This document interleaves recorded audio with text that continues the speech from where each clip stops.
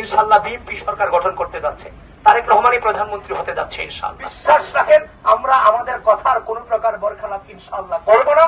আসসালামু আলাইকুম। আমার ভাইয়েরা, আমার বোনেরা, আমার বাবারা, চাচারা এবং মায়েরা, আপনাদের সকলের প্রতি আমি শুভেচ্ছা জ্ঞাপন করছি। আমি আবিদ, কারো ভাইয়ের মতো, কারো সন্তানের মতো, কারো নাতির মতো, যে কেউ কিছু ধরে নিতে পারে। আপনাদের কাছে আমি এসেছি এই বাংলাদেশের মানুষের বহুল কাঙ্ক্ষিত জাতীয় নির্বাচন একটা 17 বছর পরে আগামী 12 ফেব্রুয়ারি অনুষ্ঠিত হতে যাচ্ছে। আমি আপনাদের যেটুকু সময় নষ্ট করছি তার জন্য দুঃখ প্রকাশ করছি। একই সাথে বিগত সময়ে ভোটের অধিকার ছিল না, তাই হয়তো আপনাদের কাছে অনেকে আসে নাই, কিন্তু মনে রাখতে হবে ক্ষমতাশীল কিন্তু আমার জনগণ। আর যাদেরকে আপনারা দয়া করে ভোট দেবেন এরা শুধুমাত্র দায়িত্বশীল, যারা আপনাদের ভোটে নির্বাচিত হবে। ক্ষমতা নেতাদের না, ক্ষমতা জনগণের। সেজন্য আমরা আপনাদের দুয়ারে এসেছি। যতদিন পর্যন্ত গণতন্ত্র থাকবে ততদিন পর্যন্ত আমরা আপনাদের দুয়ারে ইনশাআল্লাহ আসবো। একমাত্র স্মার্ট সিটি বসুন্ধরা, আধুনিকতায় এক ধাপ এগিয়ে। সুতরাং এই যে আপনাদের কাছে এসেছি সেটা অবশ্যই আপনাদের ডিমান্ড আছে বলেই আমরা আপনাদের কাছে এসেছি। প্রিয় উপস্থিতি, আমি আপনাদের কাছে বিগত দীর্ঘ দুঃশাসনের গণতন্ত্র, মানবাধিকার, ভোটাধিকার এবং মানবাধিকার এবং আপনাদের সকল শ্রেণী পেশার মানুষের যে অধিকার লুণ্ঠিত ছিল সে অধিকার আদায় করার জন্য একটা দীর্ঘ সময় ধরে যে আপসহীন লড়াই চালিয়ে গিয়েছিলাম, সেই আপসহীন লড়াইয়ের প্রতীক ছিল ধানের শীষ। সেই ধানের শীষের পক্ষে আপনাদের কাছে আমি ভোট প্রার্থনা করে গেলাম এবং দোয়া প্রার্থনা করে গেলাম। যারা এই আসনে আছেন, জনাব তারেক রহমান এই আসনের প্রার্থী, কিংবা আশেপাশের আসনে যা আছেন, সেখানেও আপনাদের কাছে চেয়ে গেলাম যে আপনারা ধানের শীষে ভোটটা দিয়েন। কারণ দেখেন বিগত সময়ে দীর্ঘ সময় ধরে আমরা নির্যাতিত হয়েছি, নিপীড়িত হয়েছি। তো নির্যাতন, নিপীড়ন, বৈষম্যের যে নির্যাতনটা, যে কষ্টটা, সেটা আমরা খুব ভালোভাবে অনুধাবন করতে পারি। আমরা চাইলেও আওয়ামী লীগ হয়ে যেতে পারিনি, চাইলেও আমরা জামাত হয়ে যেতে পারিনি। আমরা আমাদের নাম ধরেই লড়াই করেছি। কেউ গুম হয়েছে, কেউ খুন হয়েছে, কিংবা দিনের পর দিন গ্রেফতার হয়েছে। এটা আপনারা চোখের সামনে অনেকটা আপনারা দেখেছেন। এজন্য আমরা বিগত লড়াই সংগ্রামের মধ্য দিয়ে তৈরি হয়েছি দায়িত্ব পালন করবার জন্য। আপনাদের কাছে অনুরোধ রেখে গেলাম যে আমরা আপনাদেরকে ঘিরে আমাদের পরিকল্পনা সাজাচ্ছি। বিগত সময়ে ধনী ধনী হয়েছে, গরিব গরিব হয়েছে।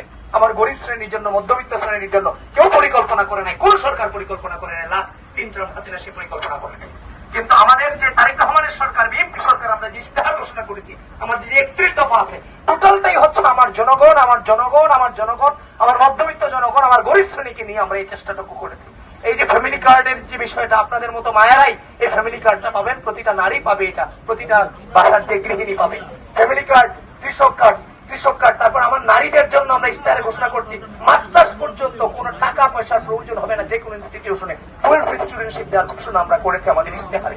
তো আপনাদের কর্মসংস্থানের বিষয়ে আমরা সচেতন আছি। এই যে বিগত সময়ে বেগম খালেদা জিয়া লড়াই করে গেছেন, বৃদ্ধ বয়সে তিনি জেলে ছিলেন, তিনি তো ভালো থাকতে পারতেন, তাহলে এই দেশের জনগণের জন্যই তো তিনি লড়াইটা করে গেলেন। এই যে দেখেন সরকার পতন হইল, নির্বাচন আসলো, তিনি আল্লাহর কাছে চলে গেলেন, আল্লাহর ডাকে সাড়া দিয়ে চলে গেলেন। তিনি যে এত বছর নির্যাতন, নিপীড়ন হলেন, তার বিনিময় কিন্তু তিনি এই দেশ থেকে নিয়ে যাননি, তিনি বিনিময়ের জন্য লড়াইও করেননি। সেই বেগম খালেদা জিয়ার আদর্শকে ধারণ করে আমরা সামনে অগ্রসর হচ্ছি। বিশ্বাস রাখেন আমরা আমাদের কথার কোন প্রকার বরখেলাপ ইনশাআল্লাহ করব না। আমাদের পাশে থাকেন, আমরা আপনাদের জন্য সেফ।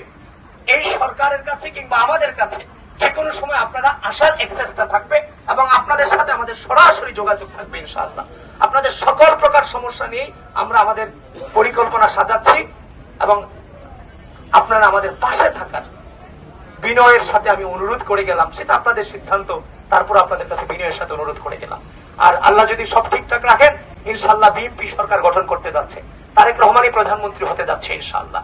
তো সুতরাং ভোটটা নষ্ট করে তো লাভ নাই। দেখেন না, 5টা বছর দেখেন আমাকে, আমি তো 17 বছর লড়াই করেছি এটার জন্যই।